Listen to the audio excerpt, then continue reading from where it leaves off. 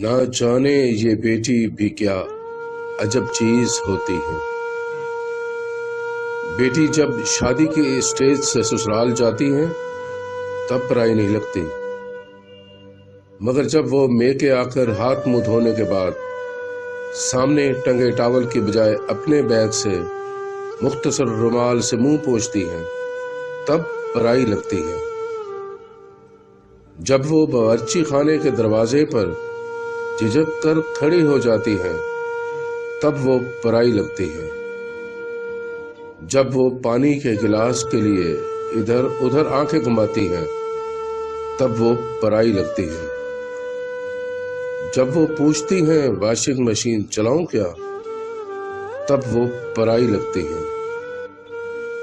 میں یہ کھاؤں گی، میں وہ کھاؤں گی، مگر اب جو پکا سامنے آ جائے وہ کھا لیتی ہیں تب وہ پرائی لگتی ہیں۔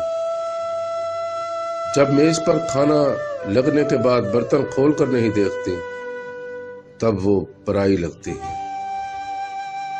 جب پیسے گنتے وقت اپنی نظریں چراتی ہیں تب وہ پرائی لگتی ہیں۔ بات بات پہ غیر ضروری کہہ کے لگا کر خوش ہونے کا ڈرامہ کرتی ہیں تب وہ پرائی لگتی ہیں۔ ارے نہیں چاہیے حصہ بھیا، میرا مائکہ سجائے رکھنا،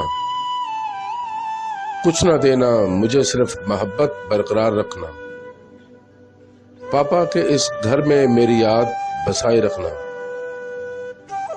بچوں کے ذہنوں میں میرا مان برقرار رکھنا، بیٹی ہوں ہمیشہ اس کے گھر کی، یہ اعزاز سجائے رکھنا۔ پہلے جو آنچل میں چھپ جایا کرتی تھی آج کسی کو آنچل میں چھپا لیتی ہے۔ پہلے جو انگلی پہ گرم لگنے سے گھر کو سر پہ اٹھایا کرتی تھی آج وہ ہاتھ جل جانے پر بھی کھانا بنایا کرتی ہے۔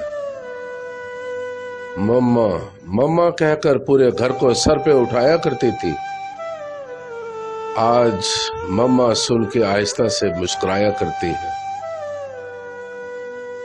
10 بجے اٹھنے پر بھی جلدی اٹھ جانا ہوتا تھا آج 7 بجے اٹھنے پر بھی لیٹ ہو جایا کرتی ہے۔ اپنے شوق پورے کرتے کرتے ہی سال گزر جاتا تھا آج خود کے لیے ایک کپڑا لینے کو ترس جایا کرتی ہے۔ سارا دن فری ہو کے بھی بزی بتایا کرتی تھی اب پورے دن کام کر کے کام چور کہلایا کرتی ہے۔ ایک امتحان کے لیے پورے سال پڑھا کرتی تھی اب ہر روز بغیر تیاری کے امتحان دیا کرتی ہے۔ بیٹیوں کی امید پر فقط صرف باپ ہی پورا اترتا ہے، یہ کسی اور کی بس کی بات نہیں۔